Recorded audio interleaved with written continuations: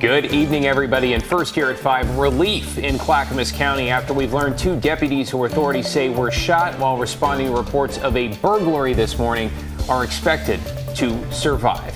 Thanks for joining us. I'm David Molko. And I'm Laurel Porter. This all happened near the corner of Southeast 70th Avenue and Johnson Creek Boulevard in the Milwaukee area. The injured deputies were then rushed to OHSU, and that's where we find Mike Benner. Mike, first, give us an update on these deputies. How are they doing? Yeah, Laurel, I've got some good news to pass along. One of the deputies has already been released from the hospital. The other should be released in the coming hours, if not by tomorrow at the very latest. As you mentioned, everyone breathing a sigh of relief. But this incident really does highlight the dangers that men and women in uniform face every day on the job. I can tell you that this specific incident unfolded around 7 o'clock this morning. 2 Clackamas County Sheriff's deputies, one a field training officer, the other a recruit deputy in training, responded to a burglary at a business near Southeast 70th and Johnson Creek. They encountered 2 suspects. We're told one of them pulled out a gun and fired at the deputies, hitting one in the arm and the other in the vest and abdomen. Investigators say one of the deputies returned fire but did not hit the suspects, who were eventually taken into custody. As you can imagine, this whole thing left people in the neighborhood feeling pretty unsettled, especially one woman who told us 2 bullets came flying through her front window and right into her living room where her kid was playing. I'm shaken up. I mean, they literally could have hit my child. I mean, 3 feet is a lot of space, but not when it comes to your kid getting hit with a bullet. It's one of those things where you never know when something like this is going to happen. I didn't know this was going to happen when I woke up this morning, and I'm sure those deputies who are involved in this situation weren't expecting this, but it is part of the job and is part of the danger of police work. And we're just... Yeah, no doubt about that. We can tell you the 2 men arrested have been identified as 32-year-old Tyler Scott and 46-year-old Joseph Schaefer. They're both from Southeast Portland, but this evening they are in the Clackamas County Jail awaiting arraignment on Monday. Back to you. Mike Benner reporting. Thank you, Mike. Well, hello, holiday weekend, because the heat is just getting started here. Meteorologist Joe Ranieri joins us with what we can expect this holiday weekend. This is a big forecast, Joe.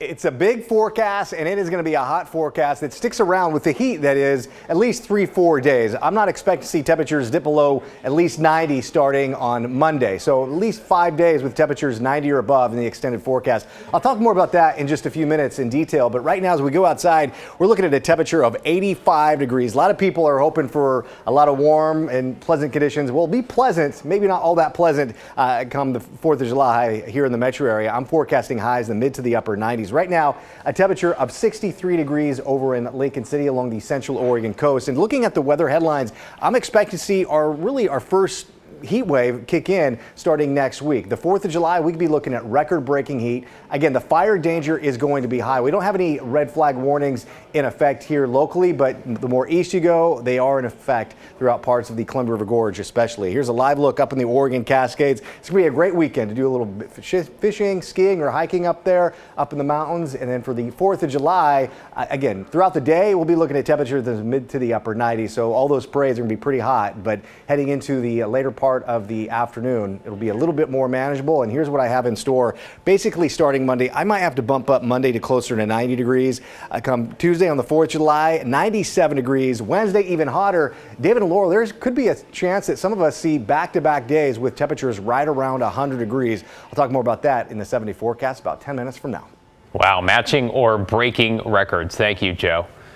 Let's get to our overdose crisis. This evening, we have a story about someone who was saved by a quick-thinking stranger. As of Thursday, police say 137 people have died from overdoses in the Rose City this year. But earlier this week, a woman walking to work stopped one man from becoming yet another statistic. Thomas Schultz with her story. People slumped on sidewalks is all too common in Portland. So routine that many may not realize someone needs help. But on Monday, Annette Johnson noticed a man hunched peculiarly. She was on her way to work, but decided to take a detour. I couldn't help myself. I watched a bunch of people walk by him, some staring straight at him. When she reached the man, she nudged him. He didn't respond. There was something not right. Like, it's generally the sign of an overdose, and especially from what I know personally. Personally, like spending 11 years on the streets while Johnson dealt with her own opioid addiction. She struggled with addiction for 24 years, first getting hooked on meth when she was 14. Maybe because I've been there. While she's in recovery, many continue to struggle. In 2022, we had 155 people whose lives, whose promise was taken from them by drugs. And so far this year, we're on track to far surpass that. Johnson knows all too well one of those 137 people this year who weren't saved. I've lost loved ones. My daughter who lost her boyfriend, he was such an amazing kid. Ryan Williams was just 18 years old when Johnson says the teen overdosed 2 weeks ago. Her daughter is also addicted to fentanyl. She's been using for a year. Johnson can relate too to what her daughter is going through. I lost the love of my life 4 years ago to a heroin overdose that was cut with fentanyl. She wishes someone would have paused their day for Williams and Parrish, like she did Monday on 5th in Alder. I would have wished somebody would have done for her boyfriend, for my boyfriend, or for her if she would overdose. Because like Johnson, the loved ones she lost were perfectly imperfect. In Northwest Portland, Thomas Schultz, KGW News.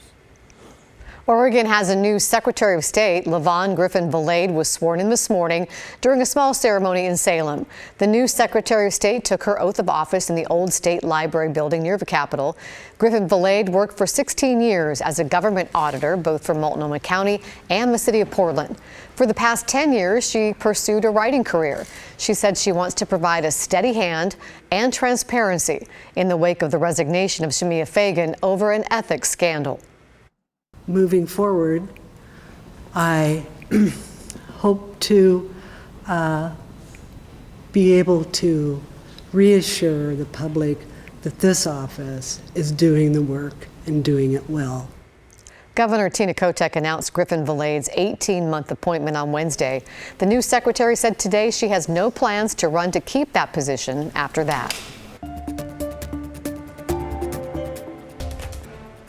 It is our duty to fight for our freedom. It is our duty to win. We have seen some protests today across the country in response to a decision from the U.S. Supreme Court, one that rejected President Biden's plan to wipe away $400 billion in student loan debt. In that 6-3 opinion, the court ruled the White House overstepped its authority because the plan had not been explicitly approved by Congress. Ashley Grahams joins us. Ashley, this could impact some 40 million people. What's the reaction been like here in Portland? David, many people that I talked to today, especially students, not happy with this decision, but other people that I talked to saying they're not surprised considering other recent decisions from the Supreme Court. For many students, the Supreme Court decision to strike down Biden's loan forgiveness plan is disappointing. That sucks. But this decision goes beyond current students. Which would have been a huge benefit for, I think, not only myself, but a lot of people. Hundreds of thousands of Oregonians would have been eligible for student loan forgiveness. That impact for me would have cleared out my student debt, and I'd have one less bill every day, which would have been fantastic. I was going to be paying for school through mostly loans, almost exclusively loans, and as little as I could be in debt as possible would have been great. But not everyone is mourning this decision.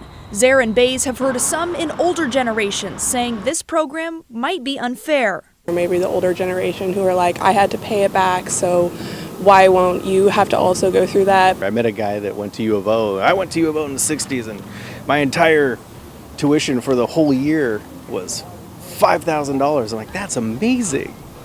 Not the case these days. Tuition is, $30, $40, $50,000. But for them, it's not a question of fairness. Bays says times have changed. Understand that what may have been your situation 30 years ago, 20 years ago, 15 years ago, it's not the situation for other people now. Now many are bracing for the fall when student loan payments resume. Now I just have to plan that into my future, so.